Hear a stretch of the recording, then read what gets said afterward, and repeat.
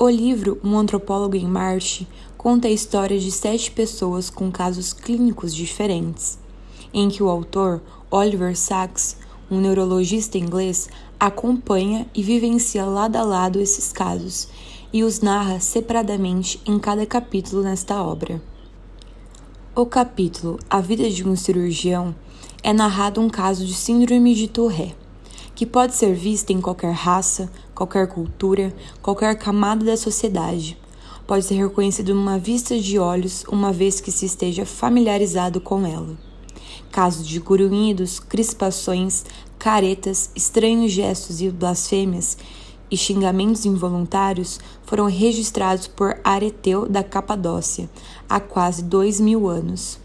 Mas sua definição clínica ocorreu apenas em 1885, quando Georges Grilles de La Tourette, um jovem neurologista francês, juntou relatos históricos e observações de alguns de seus próprios pacientes. Entre os anos 20 e os 60, tendeu a ser vista como uma doença psiquiátrica, a ser tratada pela psicanálise ou pela psicoterapia, mas isso, no geral, também se mostrou ineficaz. Com a demonstração, no início dos anos 60, de que o medicamento haloperidol podia suprimir dramaticamente seus sintomas, a síndrome de Tourette passou a ser vista, numa reviravolta súbita, como uma doença química, resultado do desequilíbrio de um neurotransmissor, a dopamina, no cérebro. Mas todas essas visões são parciais e reducionistas, e deixam de fazer justiça à total complexidade da doença. Nenhum ponto de vista biológico, nem psicológico ou sociomoral são adequados. Devemos ver a síndrome de Tourette não apenas simultaneamente pelas 3 perspectivas, mas por uma perspectiva interior, existencial, da própria pessoa afetada. Uma Vida de Cirurgião, do autor Oliver Sacks. Aspectos da sensação e percepção podem ser destacados. Em um primeiro momento, o narrador encontra-se no carro do Dr. Carl Bennett, um cirurgião com a síndrome de Tourette. Estão a caminho de Brantford, onde Bennett reside. No percurso, o narrador observa as paisagens, e o que a princípio lhe parecia ser algo pastoral, tornou-se carregado de um sentido de história e forças quitônicas, de imensas perspectivas geológicas, após Bennett lhe explicar detalhadamente as formações rochosas locais. Tal conhecimento era proveniente de seus estudos em geografia e geologia. Essa mudança de sentido, ocorrida ao narrador, evidencia o fato de nossa percepção variar de acordo com a relação que fazemos com os dados sensoriais e nossas experiências passadas. Sabe-se que a atenção é uma condição essencial para que haja percepção. Pessoas com a síndrome de Tourette possuem uma mente questionadora, inquieta, com uma atenção aguçada a cada detalhe. Por outro lado, quando o fluxo da atenção e interesse é interrompido, tiques, toques e iterações geralmente se manifestam, tal como ocorria a Bennett. Os tiques são uma tendência inata na síndrome de Tourette. Contudo, suas particularidades têm frequentemente uma origem pessoal ou histórica. Nomes, sons, imagens visuais, gestos, estímulos no geral, recebidos e interpretados no passado e algumas vezes já esquecidos, podem inicialmente ecoar e serem imitados, tornando-se um tique. O sentido do espaço pessoal, em relação a objetos e pessoas, é muitas vezes alterado com a síndrome de Tourette. Se estiverem a uma pequena distância de uma pessoa ou objeto, muitos se sentem pressionados a tocá-los ou a remeter convulsivamente em sua direção. Portanto, nessas situações, os estímulos são percebidos de forma transtornada. Uma Vida de Cirurgião, do autor Oliver Sacks, aspectos da inteligência podem ser destacados. Sabe-se que a inteligência, do ponto de vista da psicologia, é a capacidade global do indivíduo que se expressa pela sua facilidade em aprender, atuar eficientemente sobre o meio e pensar abstratamente. Pessoas com a síndrome de Tourette frequentemente possuem uma rapidez, espontaneidade e capacidade para desempenhos incomuns e surpreendentes, além de terem uma atenção muito aguçada aos detalhes. A síndrome atinge cerca de uma pessoa em 1000 e é possível encontrar indivíduos, às vezes até com sintomas graves, em praticamente todos os ofícios. No conto, o Dr. Carl Bennett é um cirurgião muito popular e é portador da síndrome de Tourette. Contudo, a síndrome não prejudicava seu profissionalismo, e sim o oposto. Ele operava cada paciente com muita rapidez e eficiência, além de ter uma concentração absoluta e dedicada. Colocava toda a sua atenção ao atender seus pacientes, sendo também muito compassivo com os mesmos. Além de exercer sua profissão, Bennett mostrava ter muito conhecimento geográfico e geológico, áreas pelas quais tinha grande interesse. Ademais, era um piloto de avião muito reconhecido por outros profissionais da área. Essas e outras situações demonstram sua capacidade de atuar eficientemente em suas atividades. Observando os vários comportamentos induzidos pela síndrome, percebe-se que, de algum modo, o cérebro do portador faz com que ele tenha um comportamento motivado. É dado um impulso, uma força, que põe o organismo em funcionamento para atingir o objetivo, muitas vezes sem nenhuma razão aparente. A síndrome instiga na pessoa uma vontade incontrolável de realizar determinada ação. Bennett, apesar de seus distúrbios desde pequeno, sempre teve insistência para conseguir estudar e alcançar a carreira que desejava. Dentre os chamados motivos do eu, existe o motivo de realização, o qual a pessoa busca ser o melhor possível no que faz, almejando ao sucesso. A motivação de Bennett conseguiu ultrapassar as barreiras que a síndrome impunha, principalmente quando ele já estava inserido no mercado de trabalho. Afinal, é difícil aceitar ser operado por alguém que possui um transtorno desse. Mas, a partir de várias cirurgias bem-sucedidas, e com o apoio e compreensão de todos que trabalhavam no hospital, o cirurgião ganhou o respeito tanto de seus colegas de trabalho quanto dos pacientes. Essa síndrome também é marcada por algumas atitudes agressivas. Quando a pessoa escuta ou vê algo que a deixa irritada, com raiva, ela tem um impulso de, por exemplo, pegar o primeiro objeto que vê e arremessá-lo. Ao mesmo tempo, quando a pessoa fica com medo ou aflita, ela precisa certificar de que as pessoas que são importantes para ela estão bem, seguras.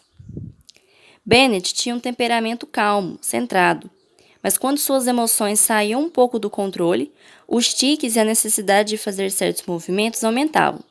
Até às vezes, nos estados mais incontroláveis, jogava coisas na parede e na geladeira de sua casa. Porém, apesar dos piores momentos, o cirurgião afirma não se enxergar como ele mesmo sem sua síndrome, e muitas vezes acha aliviante não suprimir suas emoções, mas sempre tendo o cuidado de não cair na extravagância de gestos e falas repentinas. Tudo isso faz parte dele, e quem o ama e apoia, entende. Bom, agora iremos falar sobre a consciência, que está relacionada com vários aspectos neurais e também aspectos pessoais de cada ser humano. Muitos desses especialistas definem a consciência como a percepção de cada indivíduo em relação a estímulos externos e internos, isto é, de eventos que ocorrem no ambiente à nossa volta e também de sensações do corpo. Como podemos observar no texto, Bennett era um cirurgião renomado e que tinha a síndrome de Tourette. É possível notar durante o conto vários aspectos sobre a consciência. É interessante observarmos o quanto essa síndrome está relacionada com a consciência. O primeiro aspecto a ser observado é o automatismo, que é quando executamos tantas vezes a mesma tarefa que ela se torna inconsciente. O automatismo de Bennett acontece quando ele está operando ou dirigindo, e mesmo com tantas distrações, ele executa as tarefas brilhantemente, pois elas já se tornaram automáticas para ele. O segundo aspecto a ser observado são os tiques súbitos e repetitivos, que são involuntários e fazem parte do inconsciente. Os impulsos e pensamentos reprimidos no inconsciente não entram na consciência, porém os afeta de diversas maneiras. Outro aspecto notório sobre Bennett era a forma como ele conseguia conter seus tiques em público, porém, isso deixava mentalmente desgastado e, por muitas vezes, a síndrome se manifestava em pensamentos e angústias obsessivas, e isso gerava um enorme desconforto para ele. Também é interessante citar como a mente dos que têm a síndrome possui uma atenção aguçada para cada detalhe. Eles normalmente Tem um incessante olhar sobre a superfície das coisas. Exame e análise são características da mente questionadora e inquietante de pessoas com a síndrome de Tourette. Pessoas com esta síndrome também são capazes de fazer certas atividades com muito mais rapidez do que uma pessoa normal, pois o sistema nervoso está sintonizado numa frequência superior.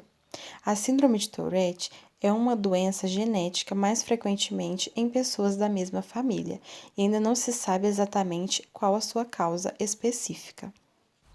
A relação existente entre a síndrome de Tourette com a linguagem ocorre pois o indivíduo que a possui tem os famosos tics, e na grande maioria dos pacientes, os tics correspondidos são com palavras e sons agradáveis. São chamados de cropolalia e ecolalia, os equivalentes na linguagem. Agora, as repetições de sons, sílabas ou palavras são chamados de palilalia. Embora a tendência dos tics seja inata na síndrome de Tourette, suas formas particulares têm com frequência uma origem pessoal ou histórica.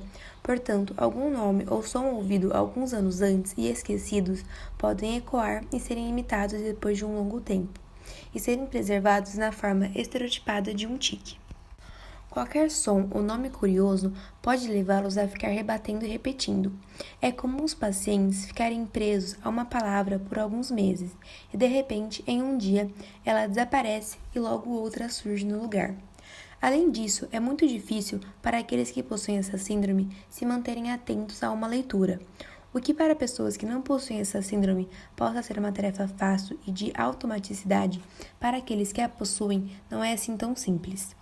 Isso ocorre pois eles precisam ler várias vezes cada linha, equilibrar sílabas e palavras e repetir palavras, frases ou linhas para si mesmo. Em cada paciente ocorre um caso divergente, porém é determinante que para eles a leitura é de extrema complicação, podendo apenas se cessar se estiverem em um ambiente sem nenhum tipo de estímulo. Com isso, consegue se concentrar e fazer sua leitura ou escrita sem problemas. Já a relação dessa síndrome com o pensamento ocorre pois o indivíduo que a possui fica em uma espécie de transe e não consegue controlar seus pensamentos e movimentos, ao menos que tenham concluído suas rotinas de tics. Para eles, não é apenas um transtorno, mas também um estímulo. Então, é prazeroso agirem de forma a obedecer aquilo que o fazem se comportarem dessa forma, seja com uma careta, mímica involuntária, repetição de palavras ou tocar em objetos. Por vezes, a síndrome de Tourette se manifesta em pensamentos e angústias obsessivos, podendo só se acalmar ao fazerem suas rotinas de tics e se certificar que está tudo bem em sua volta. O desenvolvimento é um processo que inicia na concepção e só termina com a morte. O termo desenvolvimento quer dizer evolução, progresso, movimento, mudança e crescimento. Ao estudarmos desenvolvimento, podemos nos fixar na parte biológica, emocional, intelectual ou social. O desenvolvimento biológico não é independente do social, e este não está separado do intelectual. Em suma, todos estão relacionados. O ser humano é uma unidade e nada acontece isoladamente.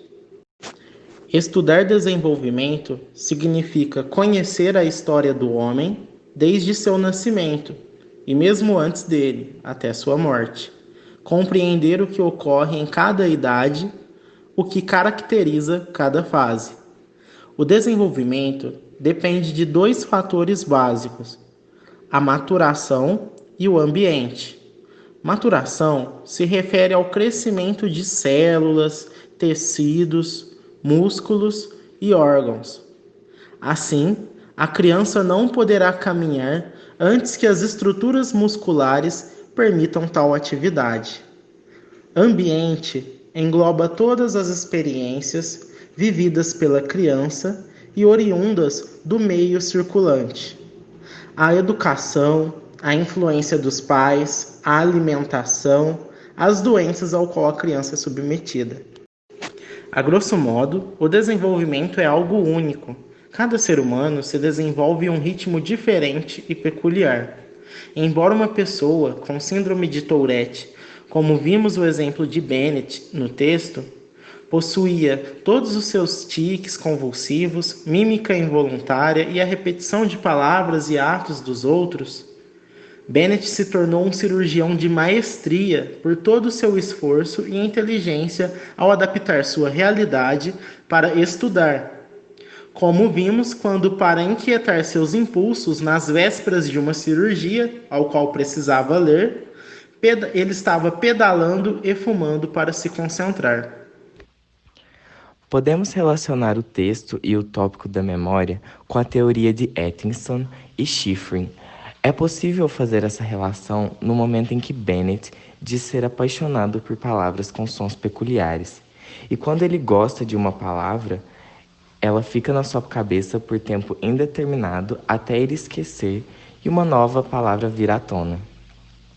A teoria diz que as informações que chegam no meio ambiente são inseridas no armazenamento sensorial.